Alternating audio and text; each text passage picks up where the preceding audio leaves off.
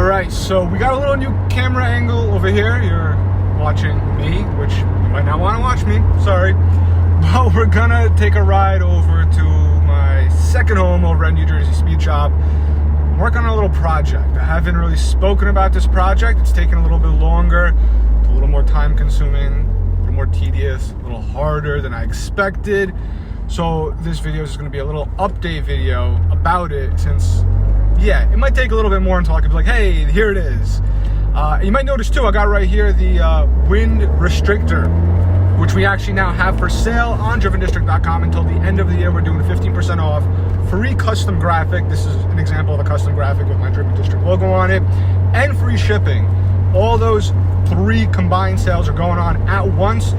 They're all active at checkout, and I love this thing. It's pretty sweet. I have a remote in here that I can turn on the color. I can switch the color. Right now it's on blue by default, but I can switch it with different things. And it's a little chunky, but I just keep it in here.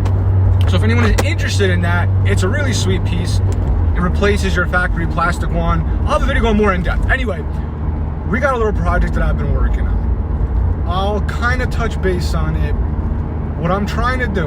And I photoshopped it first. And that's the problem with Photoshop.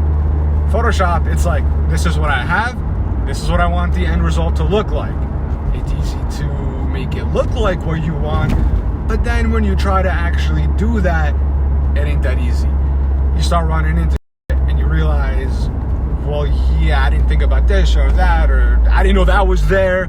So what I'm trying to do is put another P3 gauge in my car. Currently, as most of you guys know, I have the P3 gauge that's in the vent, that's OBD2 connected. The boost is tapped direct. So I could keep the gauge in what's called analog mode, and all it does is uses the OBD2 for power source, and it's just gonna read battery voltage and boost, which is again, direct, and I haven't, what is it called? Is analog boost sensor? I think it's called analog boost sensor, yeah. Connected to it to just read boost. If I leave it through OBD2 mode, it'll read tons of other parameters. Intake air temperature, exhaust gas temperature, coolant temps, timing, air to fuel, I don't know if I said that yet, bunch of different stuff. But I wanted a dedicated air to fuel gauge because it's been a little wonky at times and I don't know if there's an exhaust leak, if there's something else going on. So the goal was, what I photoshopped, was where the hazard button is, which is right to the right of the current P3 gauge. I was going to customize that and put the gauge in there just for air to fuel. Now P3 sells a do-it-yourself kit, either a circle or a big rectangle that can be further trimmed. So I went with the rectangle that's further trimmed. This is non-OBD2, so it's gonna be hardwired for power. And then they sell a kit, a wideband kit to get your air to fuel ratio, tap in, it weld in bung and everything. And then you can read your air to fuel directly on that monitor, that gauge basically. And that would allow me to do many things. One, I can now keep my normal gauge that I have that does everything in analog mode and read boost, keeping my OBD2 port free because I have a splitter and it won't be pulling data from the OBD2 port. So I could do that.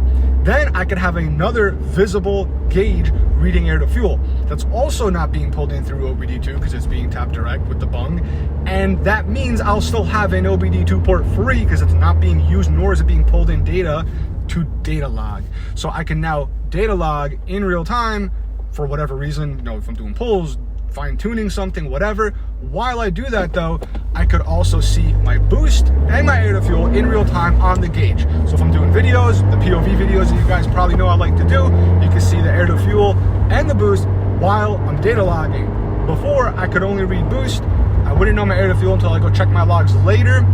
And it's something that as you further tune your car, it's just nice to have. It's nice to know your air to fuel, nice to know your boost, make sure things are operating proper. Those are two things that can really, you know, more or less you can see right away just from a glance if something is off or not working proper. So that was the goal. I thought it would look super sleek.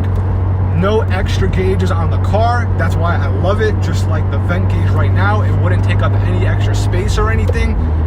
So what I did was I bought the dash trim piece for a 124 Spider, the Abarth specifically, because that's the same color. It's a different color, I believe, for the classic I lose. So I think it's silver, and mine it's like this dark charcoal gray almost. So I bought that. It was really cheap. It was $100 shipped online, perfect condition. and I started dremeling away. I took it apart. Maybe I'll have some photos. I started recording a little bit, so I might be able to throw some stuff in a bit in this video. But I kind of took it apart and broke it into 3 pieces. Not broke, took it apart into 3 pieces and started dremeling the backside where the hazard light button is. Luckily, that whole thing came out as one chunk. I needed to dremel the area around it to make it bigger, as well as the whole back panel had like this thick of it. I just needed to squeeze it down and just dremel all that plastic around. And now I'm running into an issue on how the hell I'm going to mount it. Basically, I had an idea of putting it behind, thinking what better way instead of cutting the do-it-yourself kit to fit it perfectly in the opening, because that's always very hard.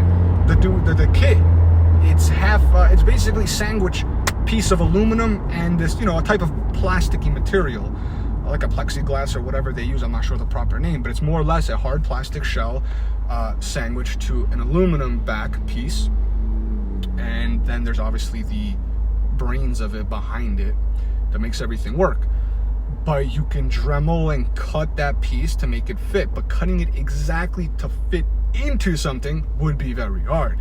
So my idea was, okay, great, take off the hazard light, dremel it a little bit so it looks nice and clean, the light fixture, you know what I'm saying, like that I'm dremeling out, and then put the gauge behind it so I can oversize the cut, I can overcut around it, and it'll just kind of be sitting behind like that, and it'll give it the flushest look because it'll be behind something. I don't have to worry about trimming it to fit perfectly. The problem is I can't really put it behind. There's so many things going on behind that piece that I'm dremeling, and they're so close to the edge, and like I call it the brains of the P3 gauge, because behind the gauge there's a big chunk. That's all the wiring and the chip and the board and all that stuff that makes it function. There's only so much I can cut in, you know what I'm saying? That's there, that needs to stay there. So trying to get it to work.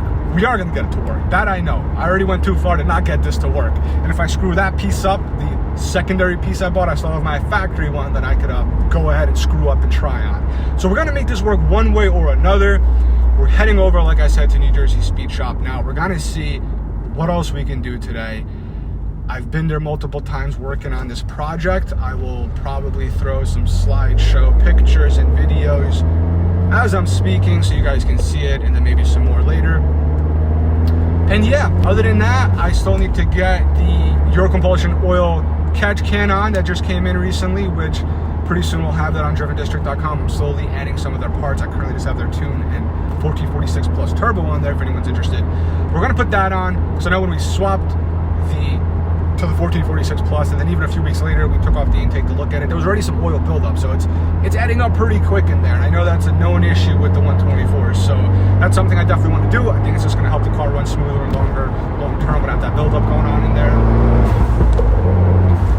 So we're going to do that. I'll leave this rolling in case I get any little pulls. It is, I don't know, I feel like it's rush hour all the time around here. That's why I love going on my midnight cruises, although the lighting ain't the best. I do that because it's just 24/7 freaking traffic, I think, around here.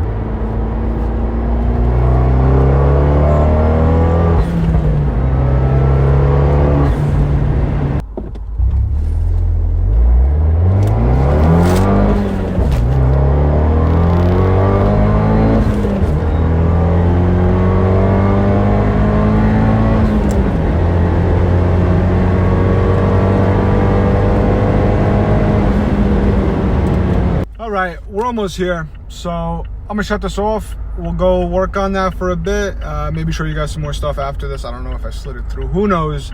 If you want to see more on it, subscribe, drop a comment, let me know if you have any ideas on how to make this work better. You know what I mean? I'm all ears over here trying to see the best way to accomplish this. Give it a like if you enjoyed it. Check out drivendistrict.com. As always, appreciate everyone watching this, and I'll catch you guys in the next video.